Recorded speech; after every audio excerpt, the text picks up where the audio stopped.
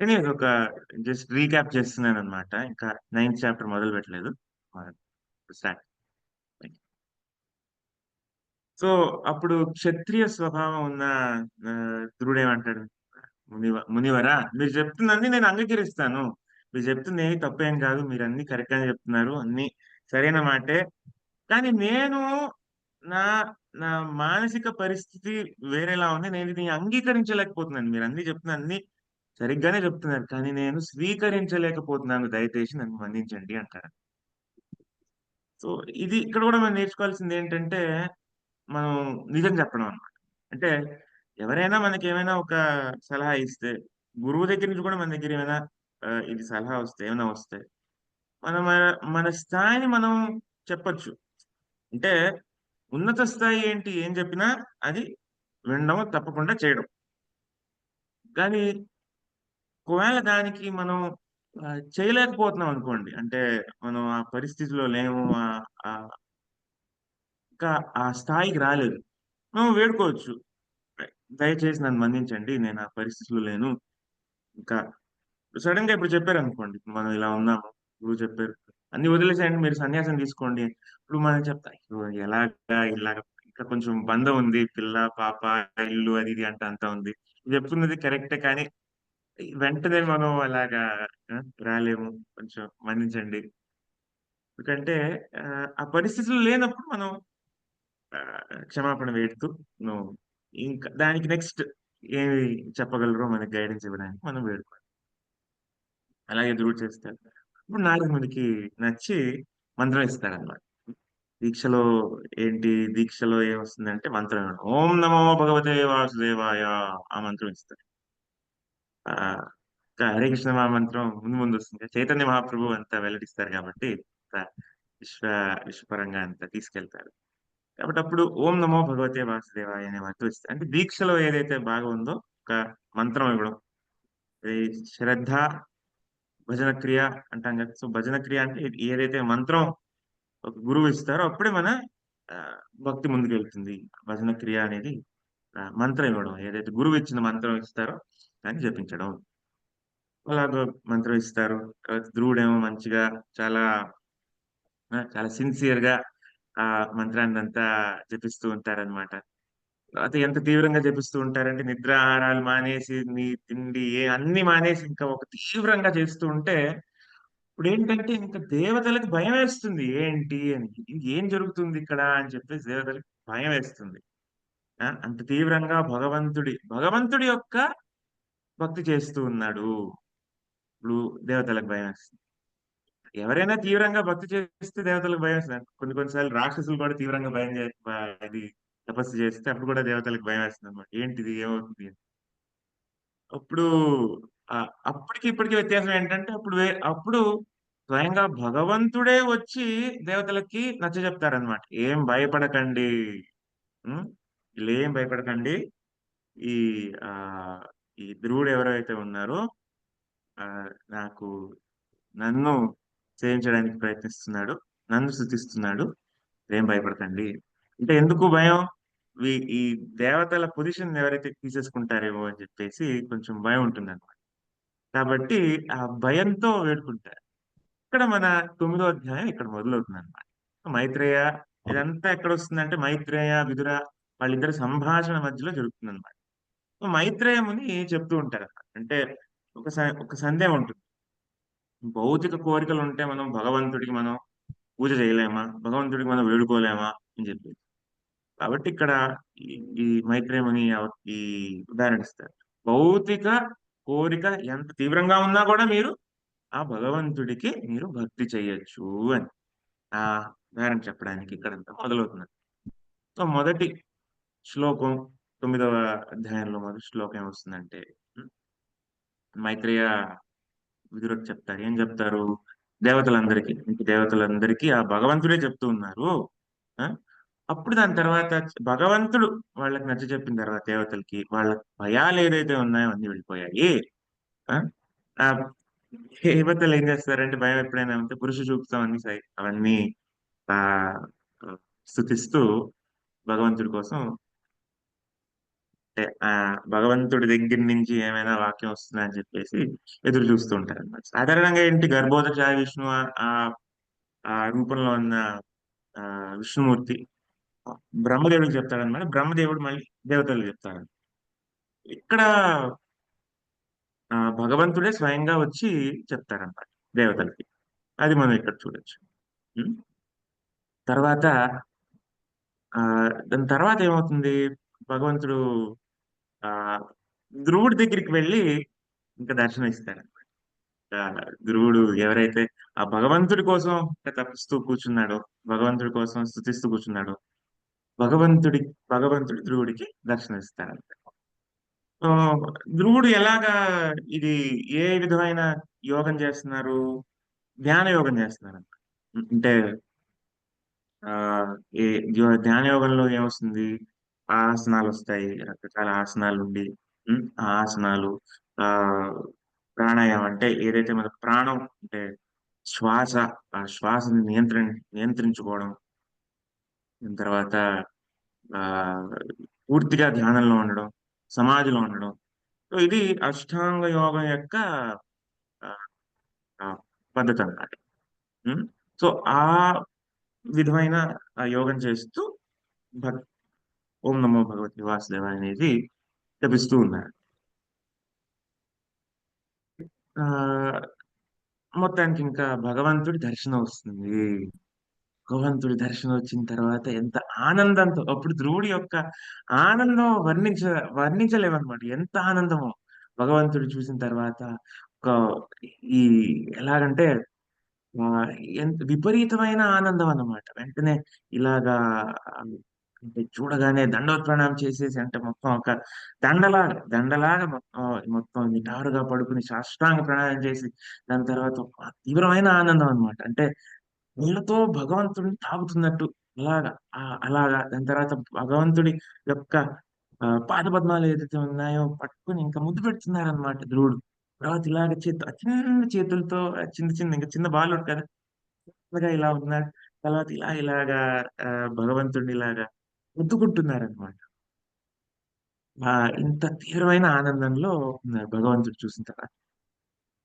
అప్పుడు చాలా అంటే అష్ట వికారాలు ఏదైతే ఈ భక్తి యొక్క అష్ట వికారాలన్నీ ఉంటాయో అన్నీ ఆ మనం ధ్రువుడిలో చూస్తాం అన్నమాట. ఇప్పుడు ధ్రువుడు స్తుతించడం కూడా మొదలు పెడతారు. ఆ, ధ్రువుడు ఒక చిన్న బాలుడు. తను ఆ ఏమి ఆ ఏమంటారు, తను ఇంకా ఏమి చెప్పగలడు, స్థుతించగలడు. ఎలాగైతే ఆ, ఇప్పుడు ఏంటంటే భగవంతుడే దీవిస్తాడు అనమాట ధ్రువుడిని స్తుతించడానికి. దీని అర్థం ఏంటంటే ఇప్పుడు మనం భక్తిలో ముందుకెళ్ళాలి అంటే కూడా భగవంతుడే మనకి కొంచెం ఆయన దీవెనలు ఇవ్వాలన్నమాట. ఆ ఏదైతే భక్తి యోగం ఉందో, భక్తి కూడా ఏదైతే ఉందో, ఉం, మనం భగవంతుడి యొక్క దీవెన లేకుండా ముందుకెళ్ళడం చాలా కష్టం. భక్తిలో కూడా ముందుకెళ్ళాలి అంటే భగవంతుడి దీవెన కావాలి. చూస్తారు అంటే ఎవరైతే భక్తిలో ముందుకు వెళ్ళాలి అని ఎవరైతే అనుకుంటూ ఉన్నారో భగవంతుడు చూస్తారన్నమాట. చూసి ఎవరైతే ఉన్నారో వాళ్ళకి దీవెన కూడా ఇస్తారన్నమాట. ఇలాగా ఆ, భగవంతుడు ఏం చేశారంటే ఆయన శంఖాన్ని ధ్రువుడి యొక్క నుదిటి మీద పెడతాడు, దీవిస్తున్నట్టు. ధ్రువుడేమో ఇలాగా చేతులు జోడించుకొని చాలా చాలా వినమ్రుడిగా ఇలాగ ముందు నించుని ఆ మాట్లాడతారు, స్తుతించడం మొదలు పెడతారు అన్నమాట.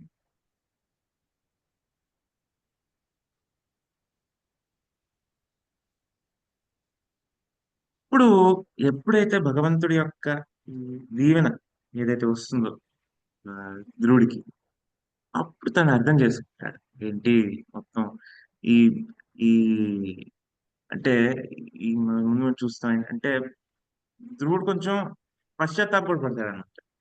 ఏంటి నేను ఆ వజ్రం కోసం నేను, అంటే ఒకవైపు నాకేమో వజ్రం ఉంటే నేనేంటి విరిగిపోయిన గాజు విరిగిపోయిన గాజుల కోసం నేను వెతుకుతూ ఉన్నాను. నేను ఎందుకు అలా చేశాను అంటే భౌతిక కోరిక కోసం. అసలు ధ్రువుడు ఎంత తీవ్రంగా ఎందుకు ఆ తపస్సు చేస్తున్నాడు? ఆ? వాళ్ళ ముత్తాత అయిన బ్రహ్మదేవుడి కన్నా పెద్ద ఒక పెద్ద రాజ్యం కావాలి అని చెప్పేసి ఆ ఆ ఆ ఉద్దేశంతో అంటే ఆ భౌతిక కోరికతో భక్తి చేస్తున్నారు అన్నమాట. అప్పుడు ధ్రువుడికి పశ్చాత్తాపం కలుగుతుంది. అయ్యో ఎందుకు ఇలా చేశాను?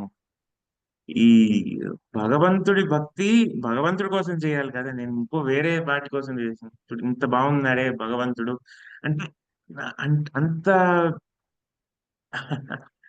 ఆ, అంటే ఆ చాలా అంటే ఒక విధమైన రకరకాలమైన ఇమోషన్స్ అన్నమాట మనసులో ఇలాగా వస్తూ ఉండే అప్పుడు ధ్రువుడికి. అయ్యో ఎందుకు ఇలా చేశాను, దీనికోసం ఎందుకు నేను ఇంత అంటే ఈ ఉద్దేశం కోసం భగవంతుడి కోసమే నేను స్థుతించవచ్చు కదా, భగవంతుడి భక్తి చేయొచ్చు కదా, ఇలా ఎందుకు చేశాను అని చెప్పేసి అప్పుడు పశ్చాత్తాపం కూడా మొదలవుతుంది. అంటే ఆ పశ్చాత్తాపంతో, ఆ భావనతో, ఆ భక్తి భావంతో, ఆ సంతోషంతో అన్నీ ఉన్నాయన్నమాట. ఆ ఇన్ని భావాలతో ధ్రువ మహారాజ్ స్థుతించడం మొదలు పెడతారు మాట. ఉం? చెప్తాడు. ఈ స్థుతి వినండి. ధ్రువ ఉవాచ యోऽన్ధా ప్రవిశ్య మమావాచం ఇమాం ప్రసూక్తాం సంజీవతి అఖిల శక్తి ధరస్వ ధామ్నా అన్యాంశ హస్తచరణా శ్రవణత్వధాదిన్ ప్రాణాం నమో భగవతే పురుషస్య తుభ్యం అంటాడు భగవంతుడా. నువ్వు అందరికన్నా శక్తి గలవాడివి. ఆ? నువ్వు నా లోకి ఇక్కడ ప్రవేశిస్తున్నావు. అంటే నా లోకి అంటే నీ ఏదైతే ఈ రూపం ఉందో ఆ రూపాన్ని నా మనస్సులోకి తీసుకుని వచ్చావు అంటే నువ్వు నాలోకి ప్రవేశిస్తున్నావు అన్నట్టు, అంటే నా మనస్సులోకి ప్రవేశిస్తున్నావు అని. ఉం? తర్వాత ఏదైతే నా ఈ జడ ఇంద్రియాలు ఉన్నాయో, నా చేతులు కాళ్ళు చెవులు, ఆ, ఈ ముట్టుకునేది ఏదైతే ఉందో ప్రాణం ఏదైతే ఒకలాంటి ఒక జడ పదార్థమైన నా ఇంద్రియాలు ఏదైతే ఉన్నాయో ఆ, వాటికి నువ్వు జీవం పెట్టేవు. ఆ, దేవదేవా నమో నమః అని చెప్పేసి సృజించడం మొదలు పెడతారన్నమాట. దాని తర్వాత ఏమంటారు, నీ ఎస్పెషలీ అంటే అంటే ఇంకా ముఖ్యంగా నా మాట్లాడగలిగే ఏదైతే ఈ శక్తి ఉందో దానికి నువ్వు జీవం పోసేవు అని. అంటే ఇప్పుడు ఈ ఆ ఏమంటారు, స్తుతించడం ఇప్పుడు మొదలు పెడుతున్నారు కదా. అంటే ఏదైతే మన ఇంద్రియాలు ఉన్నాయో ఒక విధంగా ఎప్పుడు అంటాం అంటే మన మన ఇంద్రియాలు ఎప్పుడు నిద్ర నుంచి లేస్తాయి అంటే అవి భగవంతుడి భక్తిలో ఉన్నప్పుడు, భగవంతుడి భక్తిలో ఉన్నప్పుడు. ఉం? అంటే ఇప్పుడు ఆ భగవంతుడు చూసిన తర్వాత భగవంతుడిని స్తుతిస్తున్న సమయంలో అప్పుడు ఏదైతే ఇంద్రియాలన్నీ ఉన్నాయో ఇప్పుడు నిద్ర లేచినట్టు అనిపిస్తుంది అన్నమాట. లేకపోతే వేరేది ఏం పని చేసినా కూడా ఏదో నిద్రలో ఉన్నట్టే ఉంది, నిద్రలో ఉన్నట్టే ఉంటుంది అనమాట. అలాగే అందుకే ఆ ఆ, ఒక అంటే పాట కూడా ఉంటుంది. ఏమంటారంటే ఇప్పుడు భగవంతుడిని చూసిన తర్వాతే మనం కళ్ళు అని భావించవచ్చు. భగవంతుడిని మనం స్తుతిస్తున్నప్పుడే అప్పుడు మన నోరుని మనం నోరు అని భావించవచ్చు. ఇప్పుడు దానికి ఏదో అర్థం ఉంది. లేకపోతే అది ఏమర్థం చేస్తుంది ఏదో ఈ భౌతిక కార్యాలు అంటే ఏదైతే ఒక విధమైన అంటే ఇంద్రియాలు పడుకున్నట్టు. ఎందుకంటే తమో గుణం యొక్క ఏదైతే ఈ త్రిగుణాల యొక్క ఏదైతే కార్యాలన్నీ ఉన్నాయో అవన్నీ ఒక విధంగా మనం ఏదైతే ఆ వాటికి పెద్దగా ఏదో ఒక అంటే అర్థం లేదు. సరైన అర్థం ఎప్పుడు వస్తుంది అంటే ఆ భగవంతుడి యొక్క భక్తి భావనలో ఉన్నప్పుడు. అది అది చెప్పడానికి అంటే మన ఆచార్యుల యొక్క ఉమ్, ఆ, ఇది ఏంటది ఒక మంచి ఆ, పాట కూడా ఉంటుందన్నమాట. జీవ జాగో జీవ జాగో గోరా చాంద్ బోలే అంటే ఆ జీవా ఏ జీవ అని చెప్పేసి అంటే ఒక భక్తినాథ్ ఠాకూర్ యొక్క పాట ఉంటుంది అనమాట. ఏ జీవుడా నువ్వు ఒకసారి ఈ పడుకో, ఏంటి ఇంత నిద్రలో ఉన్నావు, లేవయ్యా లే లే లే అని చెప్పేసి పాడుతూ ఉంటారు. ఎవరు చెప్తూ ఉన్నారు లేమని చెప్పేసి? స్వయంగా చైతన్య మహాప్రభువే చెప్తున్నారు. లే, ఏం చేస్తున్నావు, ఈ మాయ యొక్క ఒళ్ళులో మంచిగా నిద్ర తీసుకుంటున్నావు. ఆ మా ఏదో నీ ఆ స్నేహితురాలిగా లేకపోతే బంధువురాలిగా భావించి నువ్వు నిద్ర తీసుకుంటున్నావు, కానీ ఆవిడొక ఆ ఏంటొక రాక్షసి లాంటిది. తన ఒళ్ళులో నువ్వు నిద్రలే, తన ఇలాగా తన ఏదైతే ఇలాగా ఆ, ఒళ్ళో పడుకుంటున్నావు, లే అక్కడ మాయ మాయ ఆ జడిలో నుంచి లే అని చెప్పేసి భక్తివినోద్ ఠాకూర్ పాట కూడా ఉంటుంది. కాబట్టి ఆ అంటే ఇప్పుడు మనం ఈ ఇంద్రియాలు ఎలాగైతే మన భౌతిక జీవనం అంటే కండిషన్ సోల్ అంటామో, ఈ ఈ ఇంద్రియాలు కూడా ఏంటంటే ఎప్పుడైతే భక్తిలో వచ్చేంత వరకు ఇంద్రియాలు కూడా దానికి ఆ ప్యూరిఫికేషన్ ఉండదన్నమాట. ప్యూరిఫికేషన్ ఎప్పుడు వస్తుందంటే అప్పుడు ఆ ఈ ఇంద్రియ అంటే భక్తిలో ఉన్నప్పుడు అన్నమాట. ఇప్పుడు ఏంటంటే ఇంద్రియాలు కూడా పూర్తిగా ఆధ్యాత్మికం అవుతాయి. ఎందుకంటే మనతో పాటు మన ఇంద్రియాలు కూడా వస్తాయి అన్నమాట. అంటే ఇంద్రియాలు కూడా పూర్తిగా ఆధ్యాత్మికం అవుతాయి. ఆధ్యాత్మికం చేసే ఆ ఆ ఆ ప్రక్రియ అంబరీష్ మహారాజ్ కూడా చెప్పినట్టు ఎలా చేయాలి, ఇంద్రియాలన్నిటినీ ఆధ్యాత్మికం ఎలా చేయాలి. ఉం? చేత్తో భగవంతుడి యొక్క ఆ ఏదైతే ఈ మందిరం ఉంటుందో దాన్ని శుభ్రం చేయడం, కాళ్ళతో భగవంతుడి మందిరానికి వెళ్ళడం, ఆ నోటితో భగవంతుడిని స్తుతించడం, కంటితో భగవంతుడిని దర్శించడం, చెవితో భగవంతుడి స్తుతిని వినడం. సో ఇలాగా మనం మనం ఉంట ఏదైతే మనం చేయగలమో మన ఇంద్రియాలతో వాటిని పూర్తిగా ఆధ్యాత్మికం చేయడానికి అంబరీష్ మహారాజ్ చెప్తారనమాట. ఇంకా ధ్రువ మహారాజ్ ఇంకా స్తుతి చేస్తూ ఉన్నారనమాట. ఏం చేస్తూ ఉన్నారు తర్వాత ఎందుకంటే ఇది స్తుతి కాబట్టి మనం ఈ ఆ శ్లోకం కూడా వింటాం అనమాట. ఏకస్థం ఏవ భగవన్ ఇదం ఆత్మశక్త్యా మాయాఖ్యయోరు గుణయా మహత్ ఆద్యశేషం సృష్ట్వానువిశ్య పురుషస్తదశత్ గుణేషు నానేవ దారుషు విభావసువద్ విభాసి.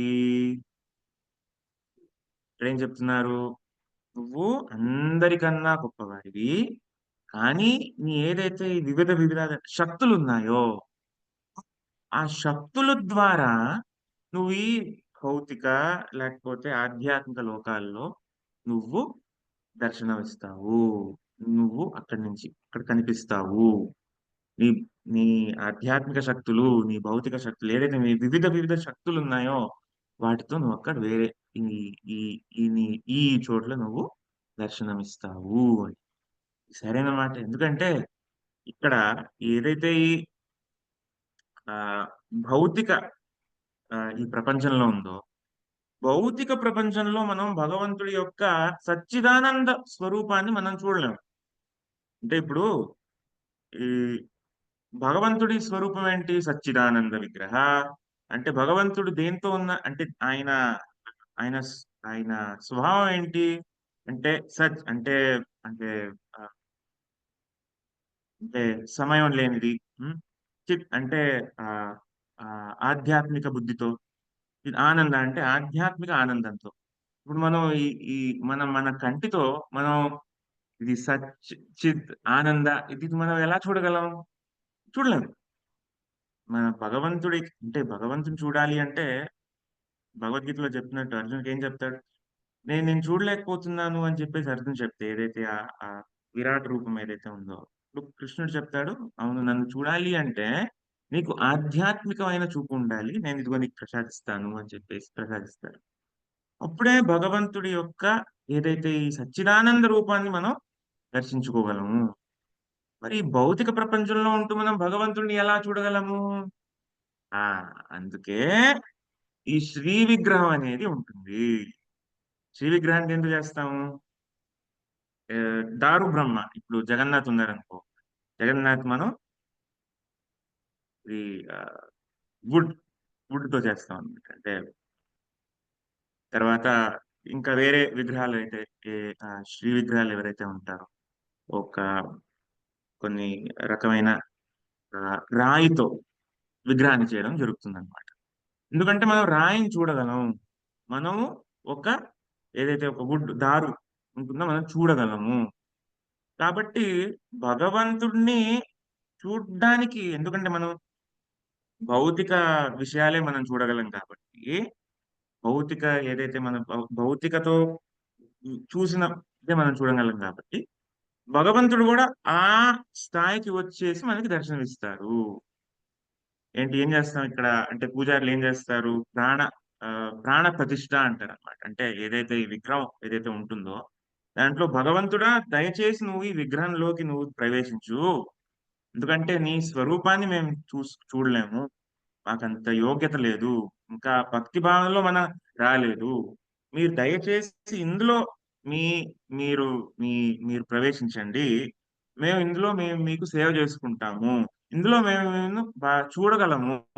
మీకు సేవని అర్పించుకోగలము. దయచేసి రండి, స్వీకరించండి. ఇది ప్రాణ ప్రతిష్ఠ అన్నమాట.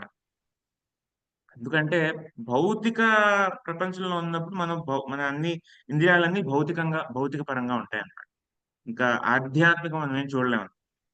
దేవుడేంటి ఇది మన చుట్టుపక్కల ఇది ఆహ్, ఆహ్, ఏ భూతం కూడా ఉన్నా మనకంత కనిపించదు.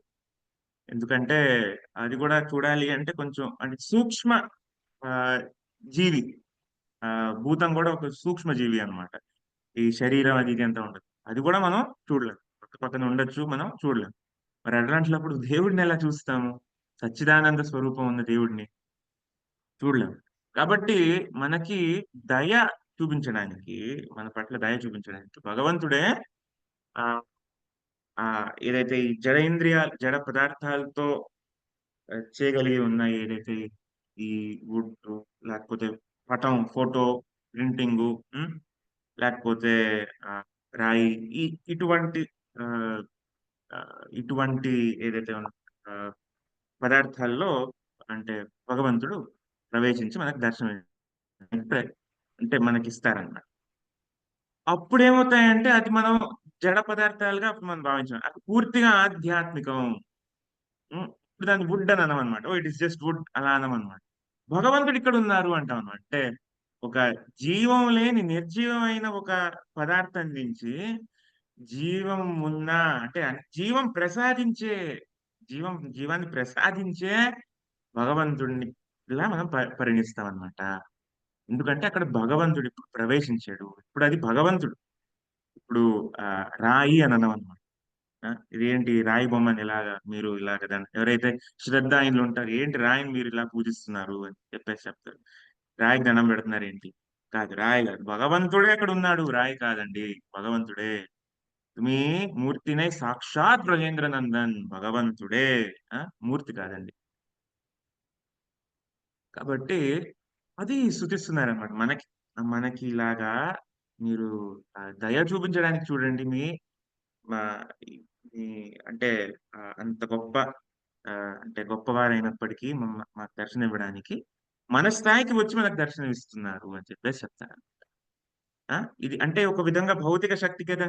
ఎందుకంటే ఇవన్నీ భౌతిక శక్తి. భగవంతుడి యొక్క భౌతిక శక్తి ఈ నీరు, నిప్పు, మట్టి, ఆకాశం ఏదైతే ఉన్నాయో ఇవన్నీ పంచభూతాలు ఏవైతే ఉన్నాయో భగవంతుడి యొక్క భౌతిక శక్తులు. హ్మ్.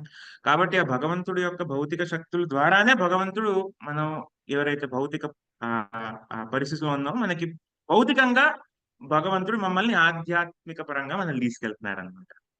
భౌతిక శక్తుల ద్వారా. మరి అది ఆధ్యాత్మిక లోకంలో అంతా ఆధ్యాత్మిక శక్తితోనే అన్నీ ఇక్కడ జరుగుతూ ఉంటుంది. ఆహ్లాదిని శక్తి. ఆ! ఆ శక్తితో ద్వారానే అన్నీ అక్కడ అక్కడ ఈ ఆధ్యాత్మిక లోకంలో అంతా అక్కడ లీలలన్నీ అలా జరుగుతూ ఉంటాయి. ఆహ్, అందుకే మనం తులసిదేవి పాడుతుంటాం. ఇప్పుడు మనం భగవంతుడికి సేవ చేయాలి అంటే ఎవరు పర్మిషన్ ఇవ్వాలి? తులసీదేవి ఇవ్వాలి. అందుకే రోజు మనం తులసీదేవికి పూజ చేస్తాం అన్నమాట. దయచేసి మనకి సేవా అధికార దియే కొరో నిజ దాసి అని చెప్పేసి మనం ప్రార్థిస్తూ ఉంటాం అన్నమాట. అలాగే అక్కడ రాధారాణి అక్కడ లైక్ రాధారాణి ఆహ్, సేవని అర్పించాలి భగవంతుడికి అంటే, రాధారాణి యొక్క మనకి పర్మిషన్ కావాలన్నమాట. సేవని ఎంటర్ అవ్వాలి అంటే తులసీదేవి పర్మిషన్ కావాలి. సేవని అర్పించాలి అంటే రాధారాణి, మంజరి వాళ్ళ యొక్క ఏంటి అంగీకారం కావాలన్నమాట. ఇక్కడ ఏమైనా అసలు ఎంట్రీయే కావాలి అంటే సుభద్రాదేవి పర్మిషన్ కావాలి. అంటే ఏదైతే ఆధ్యాత్మిక శక్తి ఎవరైతే ఉన్నారో అది సుభద్రాదేవి ఆవిడ చూసుకుంటారు. అలా అక్కడ అన్ని లీలలు జరుగుతూ ఉంటాయి అన్నమాట. ఉం. తర్వాత ఆ ఈ ధ్రువ మహారాజ్ ఏం స్తుతిస్తారు? ఉం. ఈ పూర్తి ప్రపంచం ఏదైతే ఉందో, ఈ పూర్తి ఆధ్యాత్మిక ప్రపంచం, భౌతిక ప్రపంచం ఏదైతే ఉందో, ఈ ఈ భౌతిక శక్తి ద్వారానే నువ్వు సృష్టిస్తున్నావు. దాని తర్వాత మళ్ళీ నువ్వే ఒక ఆ!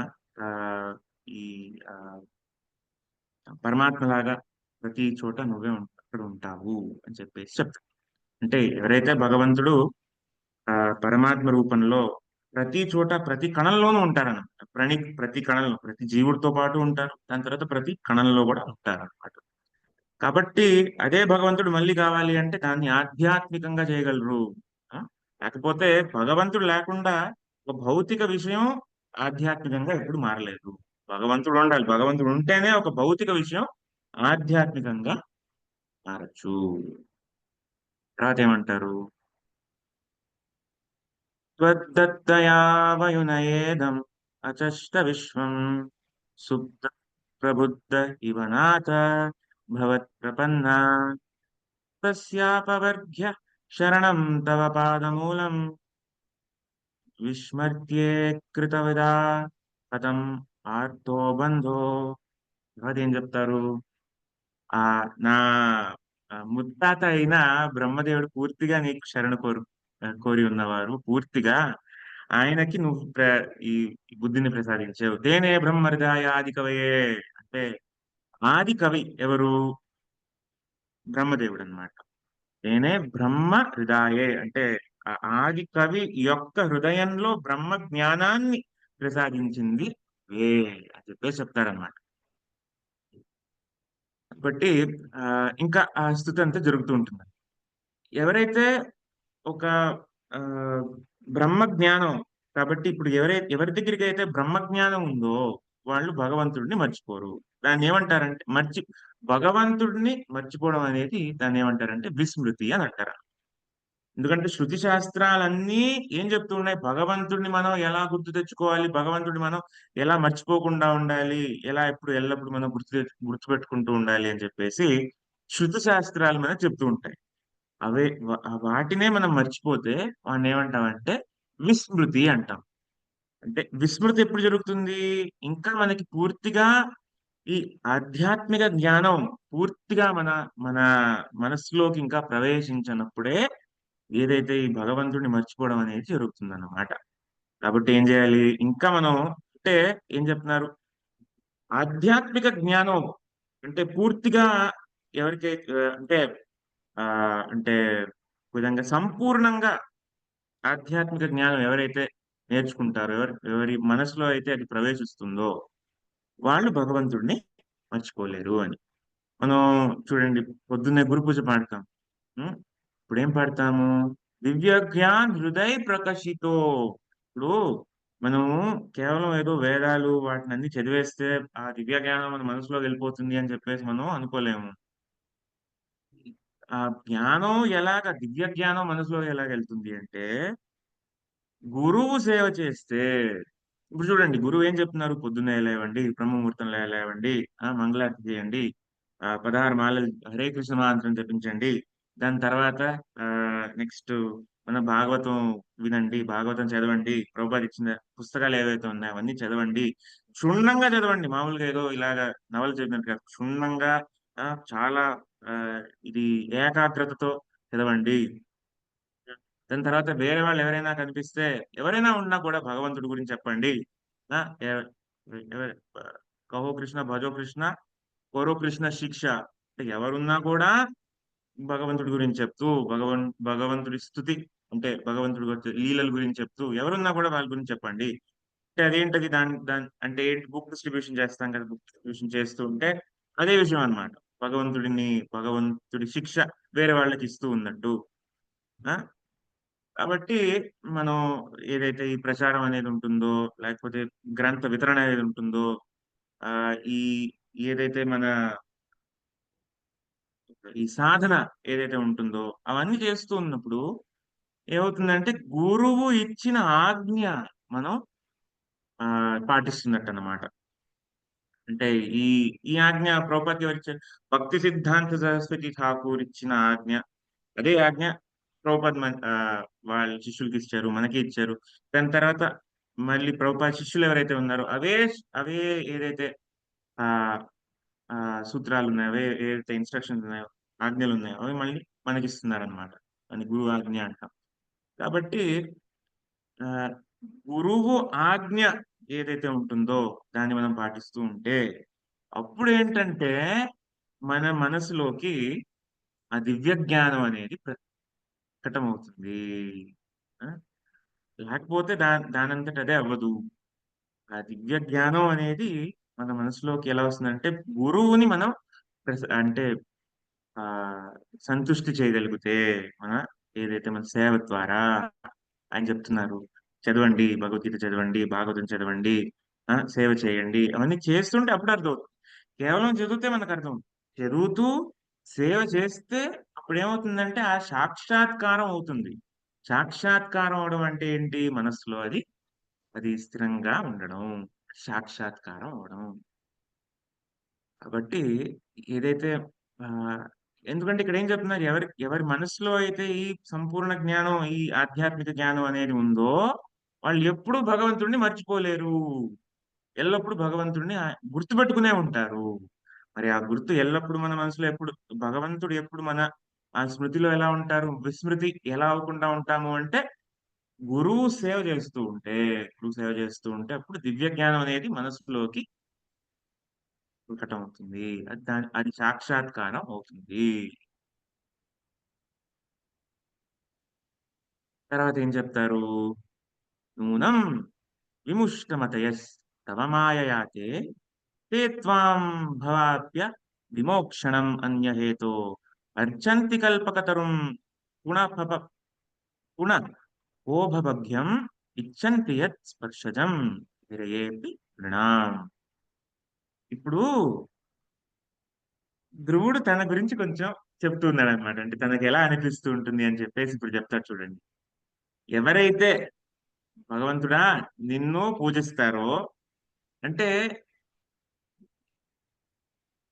నీ ఎవరైతే భగవంతుడా నిన్నెవరైతే పూజిస్తారో వాళ్ళ ఇంద్రియ తృప్తి కోసం ఉమ్, వాళ్ళు ఖచ్చితంగా ఏదైతే ఈ మాయ యొక్క ఆ దీంట్లోనే ఉన్నారు. ఇంకా మాయ యొక్క ప్రభావం వాళ్ళ మీద పోలేదు. ఇంకా మాయలోనే ఉన్నారు కొంచెం. ఈ ఈ శరీరం ఏది చూడండి, శరీరం ఏదైతే ఆ ఇంద్రియ భోగం గురించి అనుకుంటున్నావు, ఏంటి ఈ శరీరం ఏంటి అసలు? అసలు ఏమీ లేదు ఈ శరీరము. ఆ ఈ శరీరం కోసము భగవంతుడా నిన్ను ఎవరైతే పూజిస్తారో వాళ్ళు ఇంకా మాయలోనే ఉన్నారు. కొంచెం ఆయన గురించి కూడా చెప్తున్నా. ఎలా అయ్యో నేను ఆ ఏంటది ఈ భౌతిక ఏదైతే ఉంటుందో ఆ ఇన్ఫ్లుయెన్స్ ద్వారా నేను మిమ్మల్ని ఎలాగా స్తుతించానే, నేను ఇంత చేశానే అని. అంటే అది ఆ భావం అనేది ఇప్పుడు అర్థం కాదు మనకి. అంటే పర్లేదు ఏదో ఒకటి మనం భగవంతుడికి స్తుతిస్తున్నాం కదా! ఏమైంది అని చెప్పేసి మనం ఈ సమయంలో అనొచ్చు. ఎంతైనా భ భగవద్గీతలో ఉంది కదా! 4 అర్థేషు ఎవరైతే ఉన్నారో 4 రకాల వ్యక్తులు భౌతిక కోరికలు ఉన్నప్పటికీ భగవంతుడి దగ్గరికి వస్తున్నారు అంటే భగవంతుడు స్వయంగా చెప్తున్నాడు కదా! వాళ్ళేమి చెడవాళ్ళు కాదు. చాలా మంచివాళ్ళు. ఆ! పుణ్యం గలవాళ్ళు అని చెప్పేసి చెప్తున్నారు గదా! మరి ఇక్కడెందుకు ఇలా చెప్తున్నారు? ఎవరైతే భగవంతుడిని వాళ్ళ ఇంద్రియ తృప్తి కోసం స్తుతిస్తూ ఉంటారో, పూజిస్తూ ఉంటారో, వాళ్ళు గూడా ఇంకా ఈ మాయలో ఉన్నారు అని జెప్పేసి ఎందుకలా ఉంది? మరి అదేంటది అని చెప్పేసి మనకది సందేహం కలగొచ్చు. చూడండి అంటే ఈ భావం అనేది మనకి ఇప్పుడు అర్థం కాదనమాట. అంటే ఈ విధంగా కరెక్టే. ఇప్పుడు అసలే భక్తి చేయకుండా ఉంటే, దానికి సంబంధిస్తే అంటే అసలు భక్తే చేయట్లేదు. ఏదో కొద్దిపాటి భక్తి చేస్తున్నారు. పోన్లే ఇది చెప్పుకుంటూ ఇలా చేస్తూ ఉన్నారు భక్తి. మంచిదే గదా! అంటే దేనితో మనం దాన్ని పోలిస్తున్నాం. అంటే దేనితో పోలుస్తున్నాము? మనం చేసే ఏదైతే ఈ భక్తి ఉందో దేనితో పోలుస్తున్నాం? భక్తి చెయ్యకపోవడం కన్నా ఏదో విధంగా భక్తి చేయడం మేలు గదా! సో కాబట్టి దీంతో పోలిస్తే ఇది మనకు మంచిగా అనిపిస్తుంది. ఇప్పుడు మరి దీంతో పోలిస్తే ఆ, ఏ మాత్రం అంటే ఆ, అన్యాభిలాషితా శూన్యం జ్ఞాన కర్మాది అనావృతం అనుకూల్యేన కృష్ణానుశీలనం భక్తిరుత్తమా. ఇది శుద్ధ భక్తి. శుద్ధ భక్తితోనే ఎవరికైనా ప్రేమ అనేది లభిస్తుంది, కృష్ణ ప్రేమ అనేది లభిస్తుంది. ఆ దాన్ని ఏమంటారు, ప్రయోజనం అంటారు అనమాట. సంబంధ అభిధేయ ప్రయోజన. మనం ఏంటి ఈ భక్తి ఎందుకు చేస్తున్నాము? ఆ సంబంధ అంటే భగవంతుడితో మన సంబంధం ఏంటి తెలుసుకోవడానికి. ఆ సంబంధాన్ని మనం ఎలా తెలుసుకోగలం? దానికి ఏదో ప్రక్రియలు ఉంటాయి. అంటే కొన్ని సాధన ఉంటుంది, సాధన ప్రక్రియలు ఉంటాయి. అవన్నీ ఏంటి? అభిధేయ. దాని తర్వాత అవన్నీ చేస్తూ మనకు ఉద్దేశం ఏంటి? అన్నిటి ఈ భక్తిలో దీని అన్నిటిలో ఉద్దేశం ఏంటి? కృష్ణ ప్రేమ. మరి ఈ కృష్ణ ప్రేమ భక్తి యొక్క ఉద్దేశం అయినప్పుడు ఆ, ఆ జ్ఞాన కర్మ మిశ్రితం అంటే ఈ జ్ఞాన అంటే భగవంతుడిలో లీనం అవ్వాలని చెప్పేసి ఒక ఏదైతే ఒక కోరిక ఉంటుందో, లేకపోతే భౌతిక కోరికలు ఏదైతే ఉంటాయో, జ్ఞాన కర్మ అది అవి మిశ్రితం అయితే అప్పుడు శుద్ధ భక్తి అనేది మనం చెప్పలేము. శుద్ధ భక్తి చేయకపోతే అప్పుడు మనం కృష్ణ ప్రేమని పొందలేము. కాబట్టి ఆ శుద్ధ ప్రేమకి అంటే ఆ శుద్ధ భక్తికి మనం పోలిస్తే అప్పుడు అర్థమవుతుంది, అయ్యో ఏంటి భౌతిక విషయాలతో నేను ఆ, భక్తి చేశాను అంటే భౌతిక విషయాల్ని భౌతిక కోరికల్ని నేను మనసులో పెట్టుకుని నేను భగవంతుడిని స్తుతిస్తున్నాను అంటే ఒక బిజినెస్ డీల్ చేస్తున్నట్టు కదా. ఇది బిజినెస్ చేస్తున్నట్టు కదా. భగవంతుడు ఎవరైతే నా ఆపద్ బాంధవుడో, నా అనా అంటే నా నా నా సో ఆప్త మిత్రుడో, ఆ, చాలా సరిపోయింది. భగవంతుడు ఎవరైతే నా ఆప్త మిత్రుడో, ఆ, అటువంటి భగవంతుడితో నేను ఎందుకు ఒక బిజినెస్ డీల్ చేస్తున్నాను? ఎందుకు నేను ఒక భౌతిక విషయాలని నేను ఎందుకు నేను ఆ ఆ కోరికలతో నేను ఎందుకు నేను ఈ భక్తిని ఎందుకు చేస్తున్నాను అని చెప్పేసి. అందుకే అదొక అపరాధం చూడండి. ఆ 9వ అపరాధం అంటే ఇంత తెలిసినా కూడా ఇంత శృతులు ఇంత వాక్యాలు అన్ని ఆ, చదువుతున్నప్పటికీ ఆ భౌతిక కోరికల్ని ఇంకా వదలకుండా ఉండడం అంటే దాన్ని అలా ఇంకా అలాగా భద్రంగా పెట్టుకుంటూ ఉండడం అంటే భౌతిక కోరిక అపరాధం కాదు. భౌతిక కోరికల్ని అలా భద్రంగా మన చేతిలో అలా పెట్టుకోవడం వదలకపోవడం అది అపరాధం అన్నమాట. భౌతిక కోరికలు మెల్లమెల్లగా వెళ్ళడానికి మనం ప్రయత్నిస్తూ ఉండాలి. అలా పట్టుకుని అలా ఉండకూడదు అనమాట. పర్లేదు. భౌతిక కోరికల కోసం మనం వేరేవన్నీ పనులు చేస్తూ, ఇంకా చేస్తూ, ఇంకా ఆ కోరికను అలా దృఢంగా అలా పెట్టుకుంటూ ఉండడం అది అపరాధం కింద వస్తుందన్నమాట. సరే ఉంది ఇది, అయ్యా నాకు ఈ భౌతిక కోరికలు ఏదో ఉన్నాయి. ప్రయత్నిస్తున్నాను అది పోవడానికి. అయ్యో మీరేదో దీవించండి. దానికోసం ఏదైతే ఈ ఈ నియం నియంత్రణలు ఏదైతే ఉన్నాయో అంటే అవన్నీ చేయడం అది మంచిదన్నమాట. ఇప్పుడు చూడండి ఒక గృహస్థులకి చాలా నియమాలు ఉంటాయన్నమాట. చాలా నియమాలు, నిబంధనలు అన్నీ ఉంటాయన్నమాట. ఏదైతే ఆ ఈ ఆ ఆ హ్మ్. ఒక సమయం సందర్భంలోనే ఒక స్త్రీ, పురుషుడు ఒక ఏంటది సంభోగం ఆ క్రియలో ఉంటారన్నమాట. అంటే ఎప్పుడు పడితే అప్పుడు అలా అలాగా. ఇవన్నీ ఎందుకు? ఆ భౌతిక కోరికలని ఒక నియంత్రణలో పెట్టడానికి, మెల్లమెల్లగా దాన్ని అలా తొలగిచ్చు వెళ్ళడానికి. అందుకే ఇన్ని నిబంధనలు ఉంటాయి. ఆ! ఇది మీకేం కావాలంటే అది ఊరికే నోట్లో వేసుకోవడం కాదు. అది మీరు ప్రయత్నించాలి, వండాలి, భగవంతుడికి అర్పించాలి, తీసుకోవాలి. కాబట్టి ఈ భౌతిక కోరికలనేది మెల్లమెల్లగా, మెల్లమెల్లగా, మెల్లమెల్లగా వెళ్తూ ఉంటాయి. అన్ని పద్ధతులు పాటిస్తూ ఉంటే. హ్మ్. కాబట్టి ఆహ్, అప్పుడు మనం ఇదేదైతే ఈ భౌతిక కోరికల నుంచి మనం బయటికి రావాలన్నమాట. ఈ భౌతిక కోరికల నుంచి మనం బయటికొస్తూ భగవంతుడి భక్తి మనం చేయడం మొదలుపెడుతూ ఉంటే, అప్పుడు ఏదైతే శుద్ధ భక్తి అని చెప్పేసి దాన్ని మనం అనుకోగలం.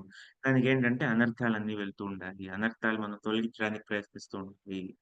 ఈ స్ ఈ పరిస్థితిలో ఈ ఈ ఈ స్థాయిలో మనం దీన్నొక గోల్‌లా పెట్టుకోవాలి. వెంటనే ఇప్పుడే చేసేయాలి అని చెప్పేసి మనం అలా చేయలేమనమాట. ఎందుకంటే ఇన్ని భౌతిక కోరికలు ఉన్నప్పుడు మనం ఎలాగా భౌతిక కోరికలు లేకుండా భక్తి చేయగలము?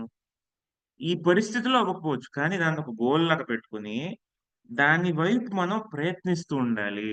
దాన్నే అనర్థ నివృత్తి అంటారనమాట. నేను ఈ భౌతిక కోరిక లేకుండా నేను భగవంతుడి భక్తి చేయాలి కదా! ఏదైతే భౌతిక కోరికలున్నాయో దాన్నేమంటారు అనర్థాలు. ఆ! ఆ అనర్థాల్ని నేను తొలగించుకోవడానికి ప్రయత్నిస్తాను అని చెప్పేసి మనం ప్రయత్నించాలి. ఇప్పుడు ఈ భావం అనేది మెల్లమెల్లగా మనకర్థమవుతుంది. ఎలాగైతే ధ్రువుడు చెప్తున్నాడు, "అయ్యో! ఈ భౌతిక కోరికల కోసం ఎందుకయ్యా నేను ఇంత చేశాను. నేను నీతో ఒక బిజినెస్ డీల్ లాగా చేసినట్టు చేశాను" అని చెప్పేసి కొంచెం బాధపడుతూ చెప్తూ ఉంటారనమాట. అప్పుడు ఆహ్, ఇది మనకర్థం కాకపోయినా మనం ఇది అర్థం చేసుకోవడానికి ప్రయత్నించాలనమాట. ఎందుకలాగా? ఎందుకంటే ఈ శుద్ధ భక్తికి దానికి మనం పోలిస్తే అప్పుడు మనకి ఈ భౌతిక కోరికలతో చేసిన ఆ మిశ్రిత భక్తి అనేది మనకి అంతగా మనకు ఆనందం కలిగించదు.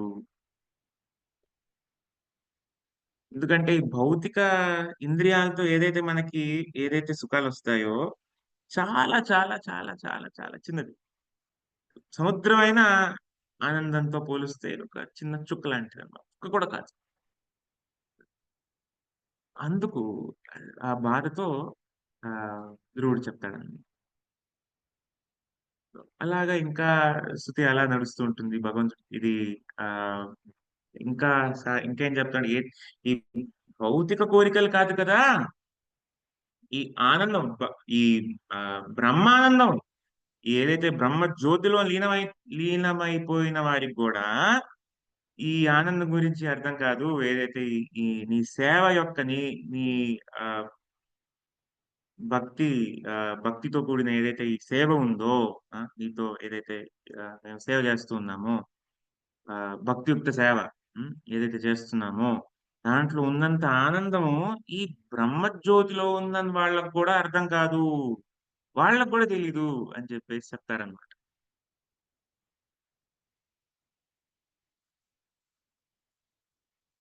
బట్ అప్పుడు దీవెన కోసం అడుగుతారన్నమాట. కాబట్టి దేవుడా నన్ను దయచేసి దీవించు. నేను నీ భక్తిలోనే ఎప్పుడూ ఉండాలి అని. ఇది ఒక భక్తుడు కోరికలుండవు అని కాదు. భక్తుడికి గూడా కోరికలుంటాయి. కానీ భౌతిక కోరికలు కాదు. ఏం కోరికుంటుంది? నన్ను ఎల్లప్పుడూ నీ సేవలో ఉంచుకో. నేను ఎప్పుడూ ఒక సేవ నేను నీకొక సేవ చేస్తూ ఉండని. నిరంతరం ఎప్పుడు నీ సేవలో నేను నిమగ్నం అయిపోని. నిరంతరం మీ సేవలో నిమగ్నం అయిపోని అని చెప్పేసి మనం ఆహ్, ఒక భక్తుడు అది పూజ చేస్తారనమాట.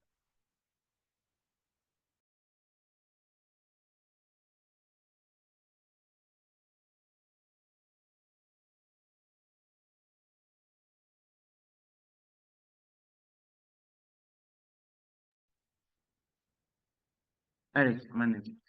ఇది ఈ భావనలో ఒక భక్తుడు ఆహ్, ఏంటది భగవంతుడిని వేడుకుంటూ ఉంటాడనమాట. కోరికలు లేవు అని కాదు. అంటే ఏం కోరికలు కోరుకోకుండా నేను భగవంతుడు వస్తే ఇలాగ మౌనంగా ఉంటాను. అసలు కోరికలేం కోరుకోను. అసలు ఏమి వద్దు. భగవంతుడే నాకేమి వద్దు, నాకేమి వద్దు అలా కాదనమాట. భగవంతుడిని అంటే ఏదో ఒక కోరిక ఉండడం ఒక జీవి యొక్క స్వభావం అన్నమాట. ఆ కోరికలు భౌతిక కోరికలు కాకుండా ఆధ్యాత్మిక కోరికలుంటే చాలా మంచిది. చూడండి 'నరోత్తమ్ దాస్ ఠాకూర్' ఏం పాటలాడుతూ ఏం ఏం కోరిక చెప్తూ ఉంటారు. కృష్ణ, రాధా మీ నేను ఏదైతే ఈ ఈ యుగల మూర్తులున్నారో ఆ! వీళ్ళకి నేనొక మంచిగా ఒక మాల కడతాను. 'కతియా మాల తీర్మాల దిబో దోహర్ గాలే' అంటే అది పూల మాల చేసి మీ మెడలో వేయాలి. ఆధరే తురియా దేవో కర్పూర తాంబూలే ఏంటి మీ ఇద్దరికి ఇది కర్పూరము, తాంబూలం నేను నోట్లో పెట్టాలి అని చెప్పేసి ఎప్పుడు ఆ రోజొస్తుంది నేను మీకు ఇలా ఇచ్చేటట్టు అని. ఆ! దాని తర్వాతేంటి? చమరదులాబో కబే తెరి మూక చంద్రమ మీకు నేను చామర ఎప్పుడు కొడుతూ ఉండాలి. చామర కొడుతూ చామర ఇలా ఆడిస్తూ ఉండాలి అని చెప్పేసి అలాగా వేడుకుంటూ ఉంటారన్నమాట. ఆధ్యాత్మిక కోరికలు ఉండాలి. అదే మనం ఒక జడ పరా జడ పదార్థం కాదు మనం. మనం మనలో జీవం ఉంది. కోరికలుంటాయి. ఆధ్యాత్మిక కోరికలు ఉంటేనే అప్పుడు దానికేదో మీనింగ్ ఉంది. లేకపోతే భౌతిక కోరికలుంటే అది జడంతోనే సమార్థం. అంటే జనం జడ జడ జడతోనే అది సమానం అన్నమాట. ఆధ్యాత్మిక కోరిక లేకపోతే. సో, కోరిక లేకపోతే, లేకపోతే అంటే భౌతిక కోరికలుంటే, లేకపోతే పూర్తిగా అసలు కోరికలే లేకపోతే. ఈ 2 ఒకటే. 2 జడ. 2 మనకి వ్యర్థం. అందుకే చెప్తారన్నమాట ఆధ్యాత్మికంగా లేకపోతే అది ఒక జడంలాగా అని జెప్పేసి. మనం దీన్ని ఒక తప్పుడుగా అర్థం చేసుకోకుండా అంటే అసలు ఆధ్యాత్మికం అంటే అసలు కోరికలే ఉండకూడదు. అలా గాదు. భౌతిక కోరికలు ఉండాలి. హ్మ్. అసలు కోరికలే ఉండకూడదు అంటే ఇంకా భక్తిలో ఇంకా ప్రవేశించలేదు అని. ఇంకా భక్తి ఇంకా ఆస్వాదం కాలేదు అని. భౌతిక కోరికలు తీవ్రంగా ఉండాలి. అంతెందుకు ఇప్పుడు ఇది ఇటీవల కాలంలో 'ఐంద్ర ప్రభు' హ్మ్. 'ఐంద్ర ప్రభు' గూడా ఆయనది ఒక చిన్న కథనం వస్తుందన్నమాట. ఏమొస్తుంది? ఆయన ఆహ్, ఇలాగ బృందావనంలో ఉంటారండి. ప్రభుపాద యొక్క శిష్యులు. కాబట్టి ఆయన ఏంటి బృందావనంకెళ్తూ ఉంటారని. బృందావనంలో లోయ్ బజార్ అని ఒక చోటుంటుంది. వెళ్తారు. తర్వాత వేరే భక్తులు ఉంటారు వాళ్ళతో పాటు. భగవంతుడు యొక్క శ్రీ విగ్రహాల కోసం ఏదో బట్టలు అవన్నీ తీసుకుంటూ ఉంటే అవన్నీ దాని షాపింగ్ అంతా చేస్తున్నారనమాట. ఇప్పుడు 'ఐంద్ర ప్రభు' ఒక పుస్తకం చదువుతున్నారనమాట. ఏంటి ఆ పుస్తకం అని చెప్పేసి ఒక భక్తుడు అడుగుతారు. ఏంటిది? ఏంటిది? అని. ఇప్పుడు చెప్పు నీకు అర్థం కాదు అని చెప్తారు. కాదు ఏంటి చెప్పు చెప్పు అని చెప్తే అంటే ఆయన చాలా ఉన్నత స్థాయిలో ఉన్న వ్యక్తి. ఆయన ఏం చెప్తున్నారంటే, ఒక ఆడవారి యొక్క హెయిర్ స్టైల్ వివిధ వివిధ రకాలు ఎలా ఎలా ఉంటాయని జెప్పేసి, ఆ బుక్ చదువుతున్నారనమాట. అర్థం కాలేదు. ఏంటి ఇంత తీవ్రమైన భక్తి అంటే నిద్రాహారాలు మానేసి అంత భక్తి చేస్తుంటారు. అదేంటి ఈయన ఇటువంటి బుక్ చదవడం ఏంటి అని చెప్పేసి సందేహం పడతారనమాట. దేనికి అంటే చెప్తారు. వచ్చే జన్మకి తయారుపడుతున్నాను. అంటే వచ్చే జన్మ అంటే ఏంటి? ఇక్కడ వచ్చే అంటే ఆధ్యాత్మిక లోకంలో ఏదైతే నెక్స్ట్ తరువాయి సేవ ఉంటుందో దానికి తయారవుతున్నాను అని.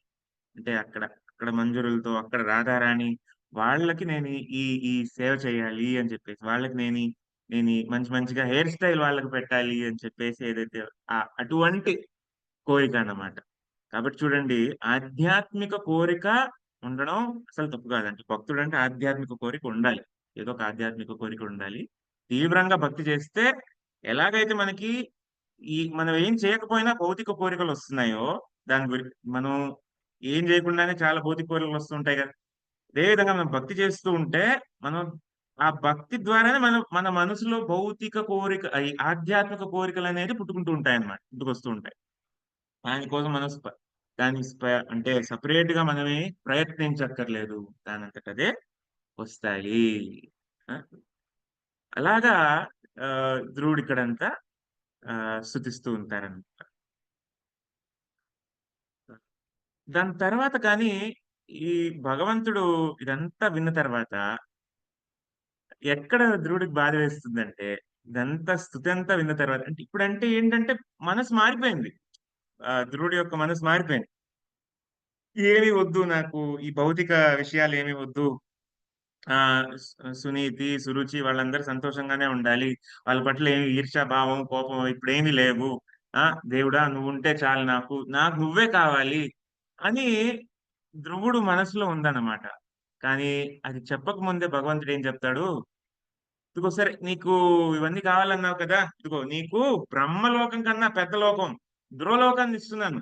తీసుకో. అది ఈ లోకాలన్నీ పూర్తిగా మునిగిపోయినప్పుడు గూడా ఇది ఉంటాయి. ఈ ఈ నీ లోకం ధ్రువలోకం అనేదుంటుంది. అదెక్కడికి వెళ్ళదు. ఉంటుంది అని చెప్పేసి చెప్తారనమాట. హ్మ్. సో, నీ మనసులో ఉన్న నాకు కోరికలు అర్థమైంది. ఇదిగో అన్నీ నేను నీకు ప్రసాదిస్తున్నాను. ఇదిగో దాని తర్వాత ఎవరైతే నీకు ఈ ఆహ్, ఆహ్, సురుచి పాపం నీకు తప్పుడుగా చెప్పింది గదా! చూడండి. ఇక్కడ నువ్వు ఈ భౌతిక ప్రపంచంలో ఆ! 36,000 సంవత్సరాలు నువ్వు పాటిస్తూ ఉంటావు. ఈ భూగోళాన్నే నువ్వు ఇది ఆహ్, ఏలుతూ ఉంటావు. ఆ! నీకు సాటి ఎవరు ఉండరు. నీకు నువ్వే సాటి ప్రపంచంలో అని చెప్పేసి చెప్తూ ఉంటాడు. ఎవరైతే ఉత్తమ నీ అన్న ఎవరైతే ఉన్నాడో వాడికి కూడా నాశనం అవుతుందన్నమాట. ఇది వేటకి వెళ్తాడు. అక్కడ చచ్చిపోతాడు. ఆ బాధతో మీ సవిత్రలు ఎవరైతే ఉందో తను పిచ్చిదైపోతుంది. తను ఆహ్, అదే ఆహ్, ఏమంటుంది? వనానికి తను వెళ్తుంది. ఆ వనం ఒక దహనంలో ఇది మంట మంటలో కొట్టుకుపోతుంది అని చెప్పేసి చెప్తాడు. ఈ విధంగా భగవంతుడు ఒకటి, ఒకటి, ఒకటి చెప్తూ ఉంటారు. అప్పుడు ధ్రువుడికి చాలా బాధ కలుగుతుందన్నమాట. అంటే ఒక అయ్యో! నేను తప్పు చేశానే కృష్ణ. నేను నేను నీ కోసం ఆహ్, నేను చేయాల్సింది భక్తి. ఇవన్నీ తప్పు అంటే ఇవన్నీ చెప్పబోతున్నాడన్నమాట. కానీ ఆ సమయంలో భగవంతుడు ఇవన్నీ చెప్పేసి ఇంకా ఇలాగంతా లిస్ట్ ఇస్తున్నట్టు. ఓకే. ఓకే. సరే ఇదన్నీ కావాలి కదా! ఇదిగో, ఇదిగో, ఇదిగో, ఇదిగో అని చెప్పేసి ఒకటి, ఒకటి, ఒకటి అలా ప్రసాదించేసి ఇంక మళ్ళీ భగవంతుడు అక్కడి నుంచి వెళ్ళిపోతాడు. మరి ఒక విధమైన ఒక షాక్ లాగా అనిపిస్తుందన్నమాట. అయ్యో! ఇంత మంచిగా స్తుతించిన ధ్రువుడికి ఇంత మంచిగా చేసాడే ధ్రువుడు. మరి భగవంతుడు ఎందుకు ఆహ్, ధ్రువుడిని తీసుకెళ్ళలేదు? మళ్ళీ అక్కడ ఎందుకుంచాడు? అని చెప్పి. అంటే ఇదంతా మనకొక ఆ శిక్షని తెలియజేయడానికనమాట. చూడండి ఆహ్, భగవంతుడు పూర్తిగా ఆకట్టుకోవాలి అంటే, అంటే భక్తి చేస్తే భగవంతుడు ప్రసన్నుడవుతాడు, వస్తాడు. కానీ భగవంతుడిని పూర్తిగా ఆకట్టుకోవాలి అంటే, అంటే భగవంతుడికి అంటే ఒక విధంగా మన హ్మ్. దామోదర్ లీలలో ఏం చూపిస్తాము? అంటే భగవంతుడు ఆయన్ని బంధించలేము. అటువంటి భగవంతుడిని ఎలాగ యశోదాదేవి తన ప్రేమతో బంధించింది అని. కాబట్టి ప్రేమతోనే మనం భగవంతుడిని మనం బంధించగలము. అలాగా అంతగా మనం తీవ్రంగా మనం భగవంతుడిని ఆకర్షించుకోగలము అని చెప్పేసి ఉందన్నమాట. కృష్ణ ఆకర్షిణి అని చెప్పేసి చెప్తారన్నమాట. భక్తి యొక్క ఒక ఆహ్, అంటే ఏంటది ఔట్‌కమ్ అది. అంటే కృష్ణుడినే ఆకర్షించుకోవడం. అంటే శుద్ధమైన భక్తి చేస్తే కృష్ణుడు పూర్తిగా మనం ఆకట్టుకోవచ్చనమాట. హ్మ్.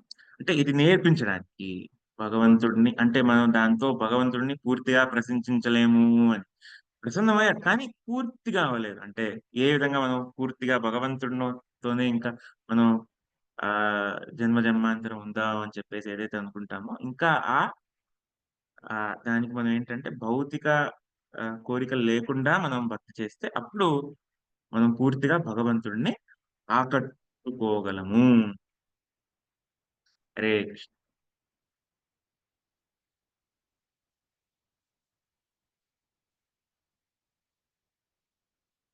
హరే కృష్ణ ప్రభుజీ, దండవత్ ప్రణామాలు. చాలా అన్న అద్భుతంగా ఉంది ప్రభుజీ.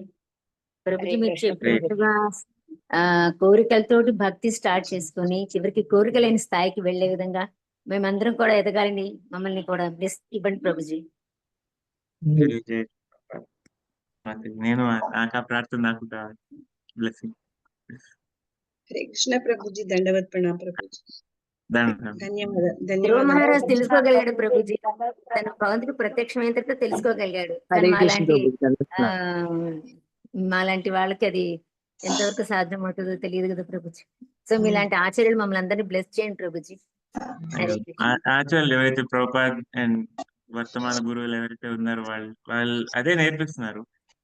అంటే భగవంతుడి దర్శనం మనకి కాదు అని కాదు. వాళ్ళు ఎవరైతే ఇక్కడ మన మందిరాల్లో ఉన్నాయో ఆ భగవంతుడి అది భగవంతుడి దర్శనమే. ఆహ్, ఆహ్, ఏంటంటే ప్రభుపాద్ చెప్తూ ఉంటారు. మీరు ఎందుకు నేను ఈ విగ్రహ స్థాపన చేశాను, ఇక్కడంతా చేశాను అంటే మీరు ఈ భగవంతుడితో మాట్లాడతారు అని.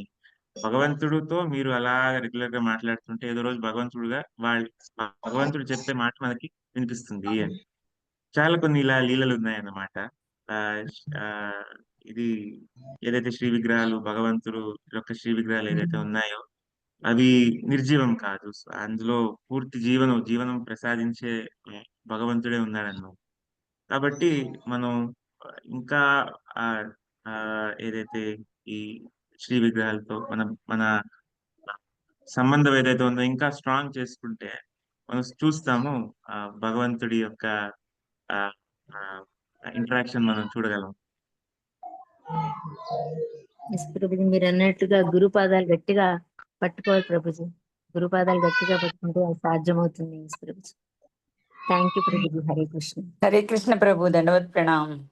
చాలా హరే చక్కగా కృష్ణ వివరించారు ప్రభు. అంటే హరే కోరికలు కృష్ణ అనేవి ప్రభు. భౌతికంగా కాకుండా ఆధ్యాత్మికంగా ఉండాలి.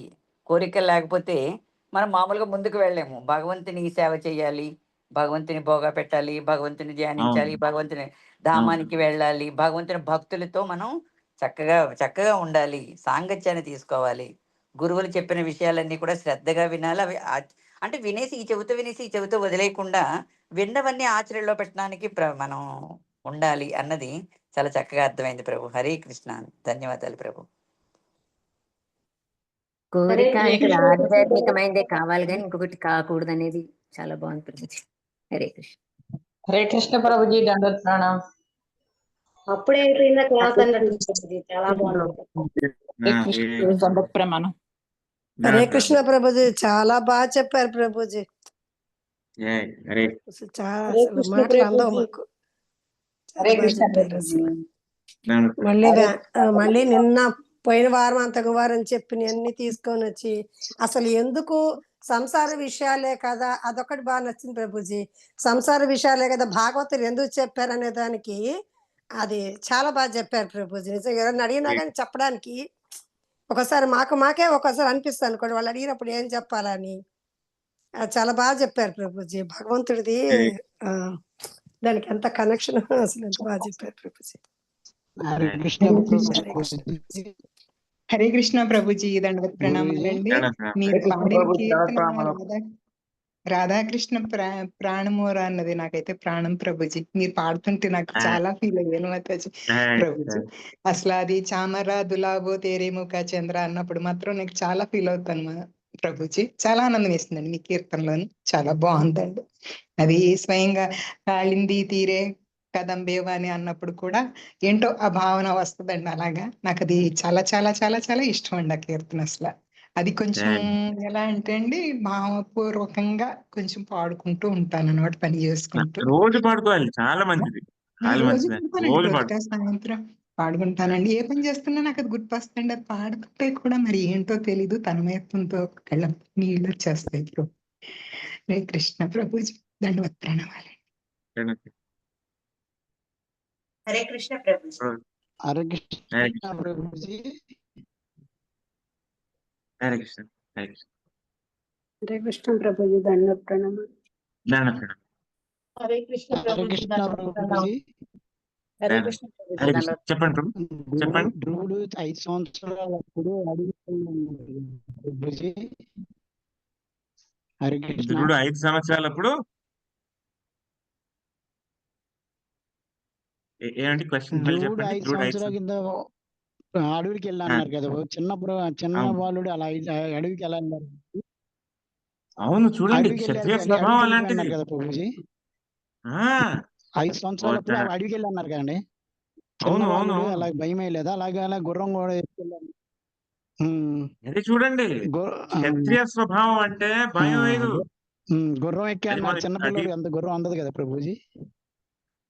అది కాదు. ఆ, ఇది ఏంటంటే ఆ, క్షత్రియ చిన్నప్పటి నుంచే వాళ్ళు హలో. ఎలాగా ఆ ట్రైనింగ్ అనేది ఎలా ఉంటుందంటే, చిన్నప్పటి నుంచే పుట్టినప్పటి నుంచే ఒక క్షత్రుడిగా వాళ్ళు నేర్పిస్తారన్నమాట. ఇప్పుడు చాలా మందిని చూశారు, చిన్నప్పటి నుంచే భగవద్గీత శ్లోకాలు చదివినప్పుడు మొత్తం ఒక 5 ఏళ్ళు 6 ఏళ్ళప్పటికి మొత్తం భగవద్గీత కంఠస్థం వచ్చేస్తుంది. చూడండి, మనకి ఈ వయసులోనే భగవద్గీత కంఠస్థం మనం చేయలేకపోతున్నాము. అలాంటిది కొందరు ఉన్నారు 5 ఏళ్ళప్పుడే భగవద్గీత మొత్తం అంతా కంఠస్థం చేస్తున్నారా.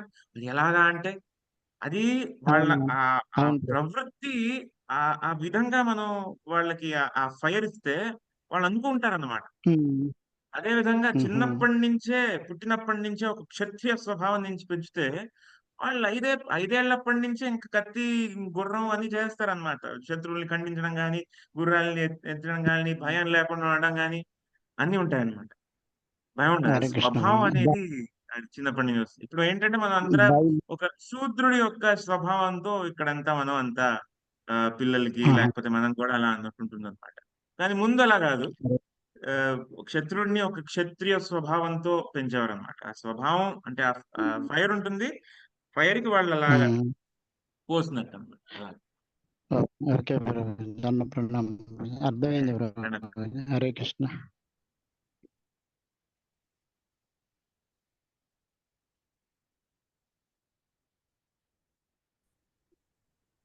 హరే కృష్ణ ప్రభుజీ దండత్ ప్రణామం.